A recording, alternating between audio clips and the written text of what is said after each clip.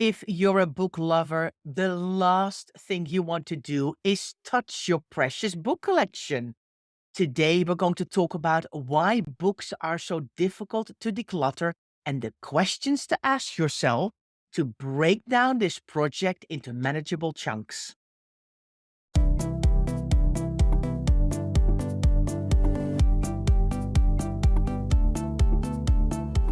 You're listening to the Declutter Hub podcast, bringing you tried and tested, no nonsense tips and advice from the leading experts in decluttering and organising your home. Now, here are your hosts, Ingrid Jansen and Leslie Spellman.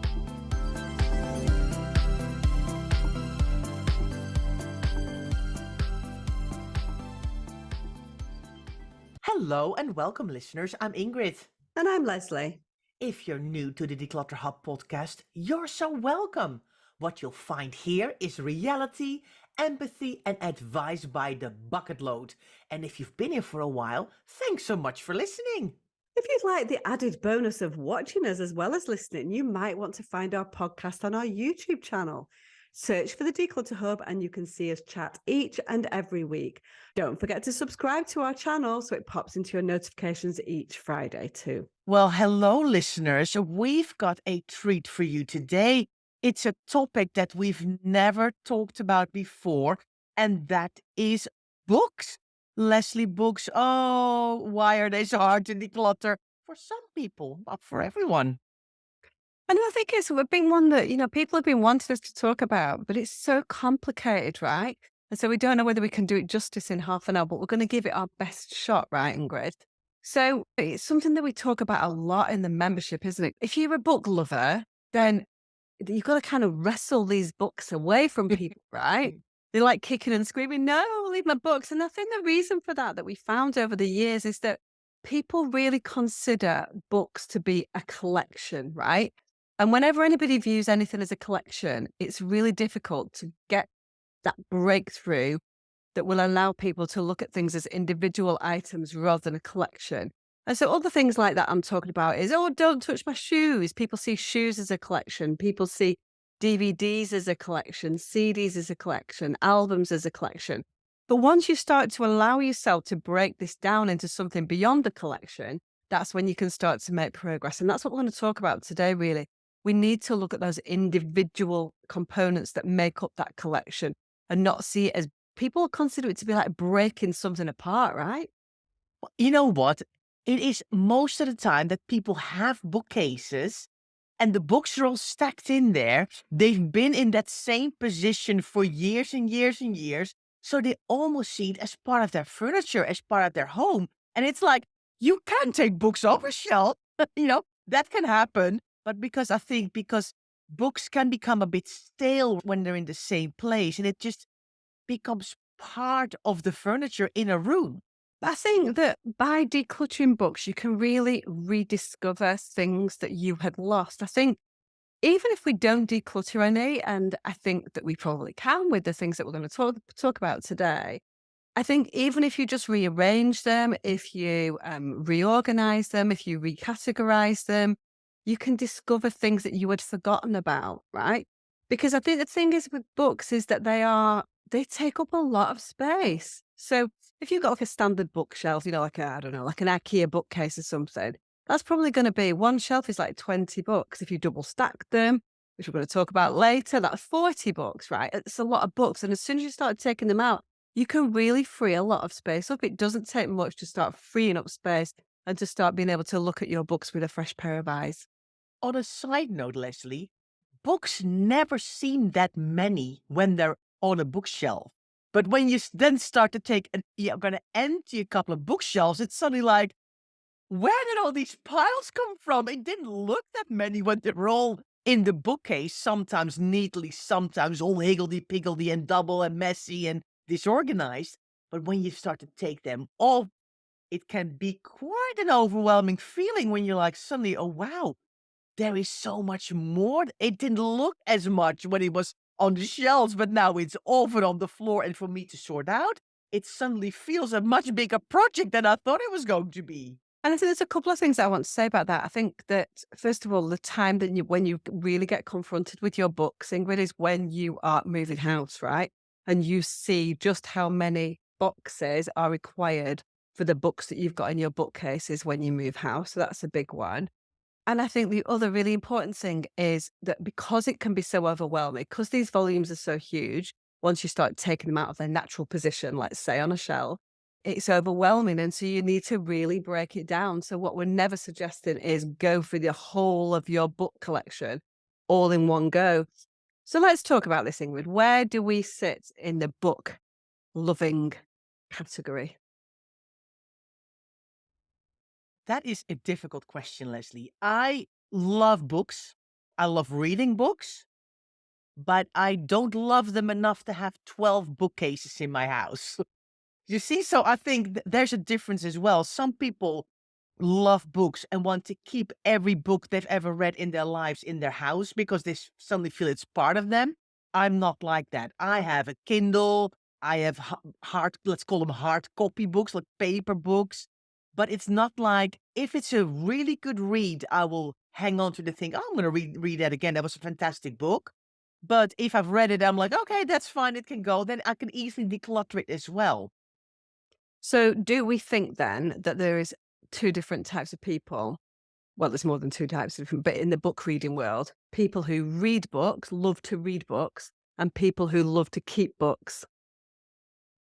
Um, Yes, but I think there's subcategories. I think there's also people who have lots of books with books they haven't read yet. So they don't even know if they love them yet, but they still can't let them go. Or they've read them half and then they don't like it, but they still can't let it go. There's lots of going on there, Leslie. I still think that there are people who are avid book readers, right? Mm. Who do not have a problem with book clutter in their home Yeah. because they are very committed to recycling books, to passing books on, to having things on Kindle, listening to things on Audible, all of those kind of things. So I think the two things don't need to be the same. And I think sometimes they can get confused as being the Yeah. same, right? Yeah. I think you can't assume, I think, that just because somebody loves a book, they've got a house full of books. No, and neither. If somebody's got a house full of books, can you assume that they're reading those books? Exactly. I know. That's what I'm saying. There's a lot of emotions when you start with even bringing up this subject. If you see, in a house, there's a lot of books. That's not something I would start right away with. I would definitely do other areas in a client's house first before I broach the subject about decluttering books because you kind of have to know yourself or know the client a little bit and on where they sit on the book decluttering scale. Yeah, exactly. So for that reason, as an example, when we have our Reset Your Home roadmap in the membership and books is long way down, right? We've done loads of other stuff before we even get to books because of the emotions involved in books Yeah. and because of this idea of breaking this collection down and prizing every single book out of its rightful place in its collection and into a charity bag or passed on to another person. So it's tricky, right? We're saying it's Yeah. tricky. But there's some people it's not. Some people they're not got a problem with books. I can literally go through them. I declutter them all the time. I send them to charity shop, and I've got a throughput of books. So we're talking about people where it really is tricky. And so, how do we then get to a point where we can break this collection down? That's the important thing. I think we have to commit to breaking it down and to going one thing at a time. So first things first, we need to take those things off a shelf. We're very, very big believers in the fact that once something is off a shelf or out of a wardrobe or out of a cupboard, it's more difficult emotionally to put it back in. So you've got to make a positive decision to put it back in. And so if you then leaf through your books on your bookshelf and go, I like that one, I like that one. You've not physically taken it out and held it in your hand and really evaluated for how it makes you feel at that time. So first things first, one shelf at a time. Yeah. And all of the books on that shelf need to come off that shelf. You wipe the bookcase down and then you make positive decisions about what you're going to keep, right? Yes, absolutely. And it is so true. I've seen this exactly what you're describing now. I've seen this with a client. They're like, but they're so nicely on the shelf. Let me just look through them. And it's like, it's not the same. They have to come off. They have to earn their place back. And when a book is on its shelf, it feels like it's deserves to be there, has to be there. While if you take it off, you actually have to yourself make a conscious decision. Does this book deserve a place in my home? Is it allowed to take up the space, the energy and effort that it takes to keep this book and keep it in clean and tidy and organized and all of that for it to be put back on the shelf? Definitely. So let's dig in. We have made our decision. We have taken our books off our one shelf. We have put them on the floor or on the table or wherever we're keeping them. And we need to start making some decisions. So here are some simple questions that we can ask ourselves to decide whether or not a book is a keeper. Yes.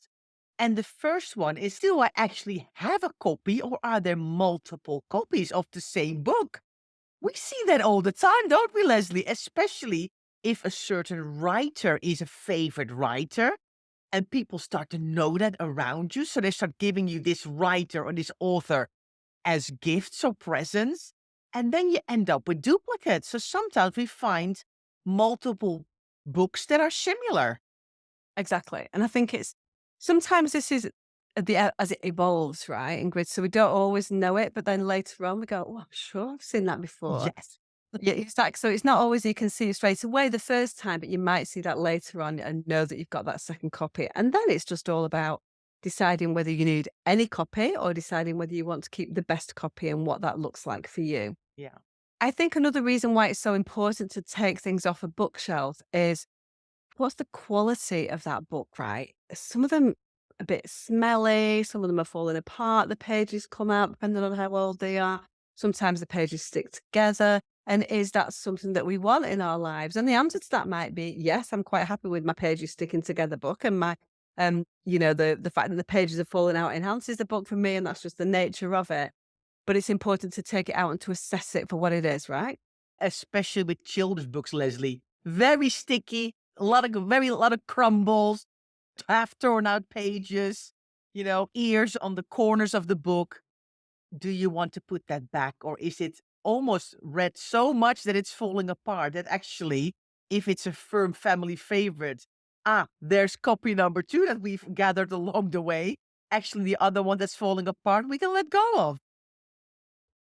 And I think it's really important to be able to assess these books. We need to be able to, because I can't always remember. If I look at a book, I'm like, have I read that?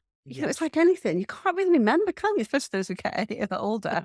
Right, did I read that? I think I've read that. Have I read some of it? Have I read most of it? Sometimes it depends on people use bookmarks, people bend the corners of pages over, all those kind of things that will give us some kind of clue of our kind of journey with that book, right? So, have we read it or whatever? But I think we need to take it off. We need to look at the blurb maybe on the back of the book to see whether it is something that we have read before or to decide whether it's something that we feel that we would read again, because surely our tastes change. What we liked in our 20s and 30s is not necessarily going to be the same as we like now.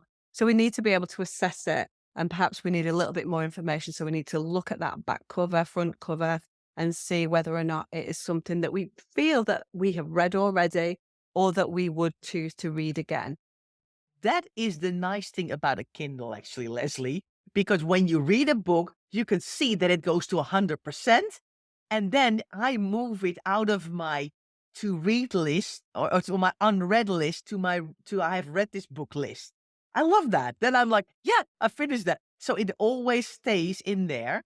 And then I can read it again if I like it.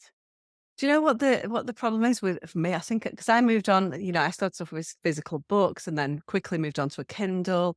Then I went on to Audible, and then I loved what Audible did because I found it's quite it's almost quite passive, really. Listen to a book on Audible, and I feel like it really brings it to life. It also became the thing that made me go to sleep every night, so it became a sedative almost. But then because I liked Audible so much, I then quickly moved on to podcasts, and I've not gone back. Oh, So I've not read a book for ages. I just love a podcast. And the reason why I love it, and all the podcasts I listen to they're all about people, aren't they anyway? Is because I love autobiographies. And a podcast is almost like a mini autobiography, the type of podcast that I listen to anyway. And so I think, I don't know, I'm kind of like, I really need to go back to reading a physical book. When I was on holiday recently, I was like, I need to come off my phone. And so I'm going to take a physical book and trying to force myself away from my device. And it just didn't work. I went back to my podcast. So I don't know whether I'm going to go back. Is that weird? So you can declutter every book in your home then, Leslie. You got nothing left. Exactly. So I think it's important to think about that. And it's important to, we were talking about the bookmarks and things like that, to see where you got up to in that book and what was it that made you put it down. Mhm. Yes. Because why are we reading books that we actually not enjoying? How many books do we find? Oh, with a bookmark about 20 pages in or halfway through, and it's like, oh, I didn't like that book at all. Should we declutter it? Oh no, I have to finish it. I'm like, why? Why? Why would you spend your time on something that you don't enjoy at all? I think, I think it's the same as like a box set on TV. I think it's because we feel like we've invested so much time into it already that we need to finish the job. Yeah. Yeah. Same. And that's why we're like, well, I've already read 300 pages and wasted this many hours in my life. I may as well just continue with, otherwise it's a complete waste. Yeah. And I'm with you, which is if something's rubbish, you need to make a decision fairly quickly into the process and just Abandon. abandon book. Yes, abandon the book. But yeah, I mean, we do get given books as well, as presents that we might think, oh, I love it that you love it, but it's not my cup of tea. You are allowed to declutter these things. You have our permission to let it go. Now, one of the types of book that absolutely, when we are decluttering books with clients, which are difficult to let go, but once you make a kind of overarching decision, make a huge difference, is books from university, medical books, academic books from times gone by. Now, it's not for me to say that all of those things should go and should be let go of, but there are some that are outdated practices, particularly in the medical field and the business world in particular. A lot of these things are outdated and you're not going to return back to them depending on how you now utilize your information. A lot of people were like never doing that, never ditching those books. And often that's because they've become sentimental books and not ones that we use as reference. But Yeah. those are definite ones where because they're typically bigger as well, so Yeah. they take up more space. And once you make a decision to look for those really outdated books, then you can let them go. And that's something where we see great success in terms of volumes, Ingrid. Yes, I'm glad to say I think there's 2 books left in this house from our studies, and I think they're both my husband's and not mine. I was like, "I can let it go. I'm ready. I'm ready. I don't need this anymore." Yeah, I've got about 4 books actually. I mean, I don't keep loads and loads of books actually. I've got about 4 books that are from my university days. So I studied languages at university, German and Dutch, and I have my dictionaries, but they're sentimental, Yeah. right? They're sentimental books because I spent 4 years leafing through the dictionary. I wonder if language students use dictionaries now. I bet they don't. I bet they No, use an online dictionary. I recently decluttered, and our members will know this. I decluttered a dictionary, and I know that can be quite like, really? Why would you do that? I think people just Google everything these days. I mean, I, it wouldn't even come to mind when we're now on our phones and on the computer all the time to actually get a dictionary out and find something. So your dictionaries must be sentimental, Leslie. Yeah, 100% they are sentimental. I'm talking about dictionaries. You do everything online now, and you Mm. have to recognize what you do online. Yeah. So, when I was on holiday, I was playing Scrabble with my husband, which kind of, it was a good game. I'm glad to say that I won in the end, which he was not very happy about. Now, there's a Scrabble dictionary, right? Yeah. So you just go online and look at whether or not it's a word, and it says yes or no to the word, which kind of, I don't know whether that takes the fun out of it a little bit, because sometimes it's just about, well, I think it's a word. Am I going to let that pass? Am I going to Yeah. challenge it? All that kind of stuff. Just me. But some of the ones, I'm like, that is not a word. He tried to pass that AX. So he said axe, as in to axe something. I'm like, okay. So AX was a word. I was like, okay, I'll give you that. I can understand that. But then he put axes, thinking it was a verb. I'm like, no, absolutely not. That's I think it is. I'm like, no, it isn't. And so straight away, Scrabble dictionary online, and up it comes, yes or no. Mm. So I think that we have to also think about when we're looking at reference books and dictionaries and things like that, how we actually look at the information and whether we need that anymore. Same with A to Z's Same with atlases, all of these things. How do we utilize information? And do we need the physical copy of a book to allow us to do those things? I've got another category, Leslie, that might be up for decluttering, and that's those novelty books, like with the 10 things. I don't know. You've got all these funny titles and You mean the dad 10 things? You mean the whole basis of many of our podcasts? No, Novel, but like sort of a novelty. the 10 reasons mums drink gin or something like that. You know what I mean? Or dad jokes or It wouldn't take me long to come up with 10 reasons why mums drink gin. I can tell you, I don't need a book for that. But you anyway, get all these weird books with like jokes and things, or I don't know. They're so sometimes they're with the mug and with hot chocolate, there's a little booklet, and I was like, why are you have you ever actually are you gonna read this stuff? Or was it more like a little fun novelty gift that people gave you to make you laugh? Or I think look through all these little bits and bobs that are lying about. There's some strange books out there, let's be honest. definitely. And so some of these can definitely go. So these are kind of all the types of things that we've spoken about now are kind of no-brainers, really. They're quite simple decisions once we allow ourselves to delve into them, aren't they? Yeah. I think when we start to wrestle with our decisions a little bit, sometimes it's about, do I know somebody who would love this book more than me? I think there's things like that. So if we are overwhelmed with books, which many people are, it's about finding the right outlet for your book. That really makes a massive difference, doesn't it? If you can find, I know in the place that I live, there is a free bookshop. You feel as if this is going to the right place, just a community bookshop or a charity that you like to use, or a refuge, or to a school if it's children's books. All of those things make you feel so much better about what you're doing, because we've been brought up, particularly our generation, to believe that books are special, which they are. They're educational, they're inspirational, they're entertainment, all of those things. And so it's hard to kind of let go of something that should bring that into your life. And that's why people really wrestle with books. We're brought up to really revere books, I think, aren't we? I think, again, Leslie, I think that's one of the reasons why the books are so hard to declutter. And that's why they're so much later on our Reset Your Home roadmap in our membership. I mean, we've got a massive course about books and all of the different things that are involved to declutter books. And a lot of the members leave it until later to do that. I mean, of course, there are some of the members who are like, well, books are easy for me. I'm going to do that much sooner. But most people find it hard. They do. So let's pop to a break now. I'm going to come back with some practical things that you can do to carry on with your decluttering and organizing of your books. Welcome back to your books podcast. We hope all of our decluttering questions and the things that we spoke about before the break will help you. But we also wanted to give you some practical tips and advice on where to start and how to do this whole decluttering of these books. I think, before we even start to declutter, I think we need to take a little step back and think about where our books are in the house, right? So I think it's fair to say that we have worked out that there's a right location for books and there's a wrong location for books.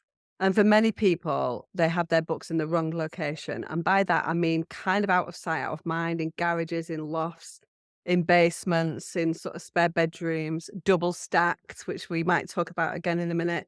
So they're in the wrong place, right? The books are in the wrong place. And so it's really important to make sure that if you decide that you're going to keep your books, that you put those books in the right place. Now, the right place is near where you're going to read them, in my opinion. Yeah. Yeah. So that might be scattered around the house. So your cookery books should be in the kitchen near to where you're cooking. It depends on what you read, but if you're going to read a novel or something like that, and you typically read in your living room, then perhaps your books should be there. It might be that you have some books in your bedroom because you love to read in your bedroom. Your children's books need to be in their playroom or in their bedroom. And so books are typically going to be scattered around the house. But a box in a loft, in a garage, is not the right place for your books because you're never, ever, ever going to read them. No. So that's why the decluttering is important. Don't be tempted to go, I'm finding this too hard. I'm going to take some out. I'm going to put them in a box. I'm going to store them temporarily in my loft somewhere else. And I'm going to get around to it. You're not. As soon as it's out of sight, it's out of mind. And let's talk about double stacking a little bit, Leslie, because I think it's the same principle there. We see it all the time that people have two rows in front, one row in front of the other. The books on the back row are never even taken out because you can't see them anymore. So you forget that they're there. So our main thing is do not double stack books. If you have to double stack, you have too many books. So you're going to have to declutter some so they're all in one row. Now, it's an interesting one, Ingrid, because we've talked about the wrong place for books and we've talked about books being in boxes, in lofts and garages. Sometimes, and what I would prefer is for books to be out of a box and double stacked.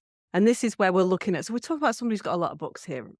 And so I think it's really important for us to maybe do a phased approach.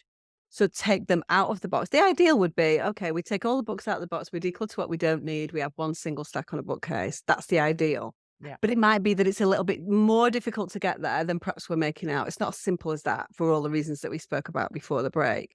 And so it might be that you have to take those books, double stack them on some shelves, and then really start to have a plan to wheedle them down over the weeks and months. And so I can see a place for double stacking if it's something that you've struggled with in the past. If you've got, not some people have not got space for double stacking on shelves because the shelves are not wide enough, but many people double stack them on top, whatever. And it's not something that we like because it impacts on visibility and accessibility. And in the same way that that's super important in a kitchen, it's really important with your books, because if you can't see them and you can't get to them, you're not going to read them. So what's the point? Yeah. Yeah. I think that's absolutely true, because if books are in the wrong place, you're not gonna consciously go, oh, let me go and find this book. It needs to be where you're going to be using it. And it needs to be the right amount of books. I think just to clarify, listeners, Leslie and I don't think you should have no books in your house. The books definitely have a place. We're not saying, well, declutter everything and completely go to a Kindle or Audible, because everybody's got different tastes and does different things in their life. Some people love having bookshelves full of books in their living room, or they might even say, one of the rooms in my house is going to be my reading room, and that's where all my books are going to be. And they can be beautiful. But I think the whole idea is that if you see your books as something very precious, what you don't want to do is let them get lost in the space they're in. Yeah, we need to give them what they deserve, really, in terms of Yeah. space and the possibility of being read. Yeah. Would you consider yourself, Ingrid, for book reading to be a hobby? I think for me, it's more a bit like relaxation. And when I find a good book, I can really like suddenly 6 evenings or 12 evenings in a row read that book and get into it and love the whole story and the characters and things like that. So for But me, you've always got more than one book on the go, haven't you? yes, but it's because I don't want to read like a business book. I read a lot of business books as well, and I kind of read similar different things at the same time. And sometimes a topic interests me, but then I'm like, oh, I just want to have a break from that. And then, but if it's a good novel, I can stick with it. I think it's more the business books that I kind of dip in and out of. Right, okay. Let's talk about categorization then. So, what do we think about categorization of books? Do we think we need to be really specific about categorization? Is that going to help us in the long run? Yes, but for me, that works really well because I like seeing things in categories. That's the same as in a kitchen. I like to see my Tupperware together and my glasses together. I think the same works for me in my head with books. So I would have all the cookbooks together and the travel books together and the novels together and the educational or learning books together, because it would help me then to find a book. I would not want everything everywhere, because how then are you going to find a book when you need it or when you think, oh, I'm sure I've got it? But if it's somewhere on 3 or 4 bookshelves, then it's really difficult to retrieve it. I think if you're somebody that we've been talking about where you have a high volume of books, perhaps your categories need to be not the obvious ones like Ingrid has spoken about, novels here and travel and etc. We can all work out what that looks like for ourselves. But I think it's really important for you to think about maybe having a section for brand new books that I've not read yet, books that I've read once and I definitely want to return to, half read books, books that I know that I want to pass on. And so I think it's about thinking about systems within your categorization as well. I saw this thing actually, and I put it on the Facebook group a couple of months ago where somebody had put like a sort of jar on the top of they had loads and loads of not excessive books, but a large number of books that they had not read. And they kind of assigned a number to each book and they had like almost like raffle tickets in a jar and they picked one out. And then they were like, that's the book that I'm going to read this week. And a lot of people were like, no, I could never do that. I have this system where I do it in this way. And like that would never work for me because I choose my books depending on how I'm feeling that day and I'm a different kind of book. And so I think you've got to think about your own behaviors with books as well within your categorization. I think that's really important as well. Mm-hmm. So have you ever created a not read yet shelf of books? Yes. Yes, definitely. Because I think what that does, if you are a big um, book lover, means that you confront yourself Mm-hmm. almost with the amount of things that you've already got that are there for the taking, for the reading. That means that you don't go out and buy new because you're like, I want to use. It's almost like doing an inventory in a kitchen. You know, you then know what you've got because you've rediscovered them, you've recategorized them, you put them into a different place. We do this all the time with toiletries as well, Ingrid, like a use first Yep. basket. You know, all of those kinds of things mean that you are confronted with what you've got, and then you're like, that's the section that I'm going to choose from. And so I think it's things like that.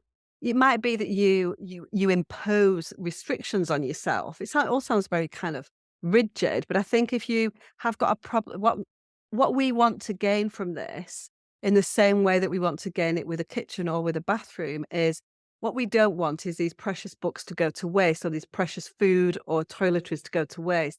We want to allow you a system, an opportunity to use these up in an appropriate manner and then make the decision to declutter them. And so providing this inventory and categorization for yourself is what will allow you to do that. It creates self-awareness. You know what you got, you know what you're playing with, and then you can take it from there. So I think things like that are really important, as are things like one in, one out policies. You know, these restrictions that you put on yourself. That's fine, Leslie. I can go out and I can buy myself a new book, but I need to make sure that I'm willing to declutter something that's already on my bookshelf when I come back or even before I go. Mm-hmm. I know, because we can really get tempted, don't we, when we go in the shops, especially if you love shopping and especially if you're like, oh, I am a book buying person. Maybe it's better to avoid the bookshop for a little while if you find out that you've got lots and lots of books that you haven't touched yet and that you've been meaning to read for a long time. So, yes, maybe avoidance tactics need to be put into place when you're going to Blue Water here, close to the big shopping center where I live. There's lovely bookshops and it's so tempting to because they all look at you like, read me, you know? I know. We all know where we struggle, Yeah. don't we? Where we can Yeah. be kind of our arm can be twisted to buy something, and so I think books are that for a lot of people. Yeah. Yeah. So, Ingrid, we've talked a little bit about some of the simple decluttering decisions that we can make with books. There are some that I know in our world are no-brainers. There are a lot more that are a lot more difficult, and there are loads of reasons why, and loads of quite deep emotions involved with books that we talk about certainly in our membership in our books course, and that's why it's such a lengthy course. There's loads of things we could go on for years and years about books, couldn't we, Ingrid? And it is a real problem for a lot of people. But hopefully, we've given you a little bit of food for thought. We've given you some ideas about the types of things that you can do to understand your own systems and your own behaviors, to try and move on from them and to get a book collection that you love, that you can utilize, and that you can read, hopefully. Yes. So, do we want to ask our listeners if they want to come clean and tell us how many unread books they have, Leslie? I would love to know this in the comments. Is anybody feeling brave? Does anybody put their hand up and say, yes, I'm a book lover and I've got a shelf with unread books? And Ingrid and Leslie, I'm going to share with you how many books there are. Tell us. Go to declutterhub.com/236 and leave us a comment in the show notes. How many unread books have you got? I think about 4. Right. I don't think I've got any. I've not got many books. One of No. my clients absolutely despairs of me as if like, how can you even have a say about books? I'm like, it's not what I do. It's what I say. No, I'm joking. Anyway. So, well, hopefully that's given everybody a little bit of food for thought. And yeah, we'd love to see those numbers, wouldn't we? Yeah, I'm intrigued now. I'm intrigued. I would love to learn and know from our listeners. So let us know. Thanks so much for listening.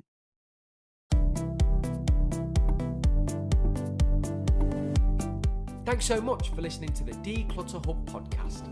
Don't forget to subscribe to us in your podcast player so you don't miss an episode, and we'll see you next week.